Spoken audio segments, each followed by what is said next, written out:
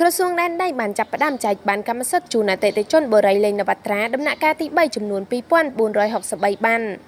ក្រសួងរៀបចំដែនដីនគររូបនីយកម្មនិងសំណង់បានបើកពិធីប្រគល់បានកម្មសិទ្ធិជូនអតិថិជនបរិយាលេងនវត្រាគម្រោងផ្លូវជាតិលេខ 6A និងជ្រែក100ដំណាក់កាលទី3ចំនួន2463បាននៅព្រឹកថ្ងៃទី27ខែវិច្ឆិកានៅទីស្តីការក្រសួងក្រមអធិបតីភាពឯកឧត្តមសាយសំអាលឧបនាយករដ្ឋមន្ត្រីនិងរដ្ឋមន្ត្រីក្រសួងរៀបចំដែនដីនគររូបនីយកម្មនិងសំណង់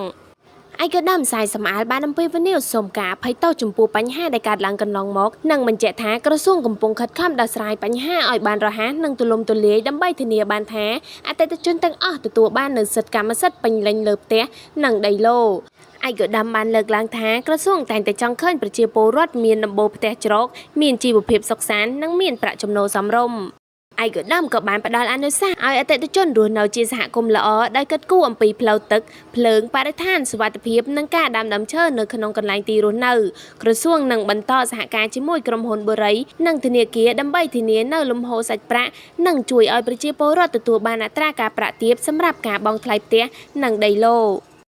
ការចែកបានកម្មសិទ្ធិនិងនីតិវិធីចុះបញ្ជីផ្ទេរត្រូវអនុវត្តរយៈពេល3ថ្ងៃពីថ្ងៃទី27ដល់ថ្ងៃទី29ខែវិច្ឆិកាឆ្នាំ2025នៅក្រសួងរៀបចំដែនដីសម្រាប់អតិថិជននៅក្នុងតំបន់ជ្រែក100និងអន្លង់ស្លែស្រុកមុខកំពូលខេត្តកណ្ដាលក្នុងដំណាក់កាលទី3នេះអតិថិជនដែលបានបង់ប្រាក់100%អាចដាក់ពាក្យស្នើសុំផ្ទេរកម្មសិទ្ធិក្របខ័ណ្ឌច្បាប់ដោយភ្ជាប់កិច្ចសន្យាលក់ទិញវិក័យប័ត្របង់ប្រាក់ឬឯកសារបភស្តុតាងបង់ប្រាក់និងឯកសារពាក់ព័ន្ធផ្សេងៗតាមតម្រូវការ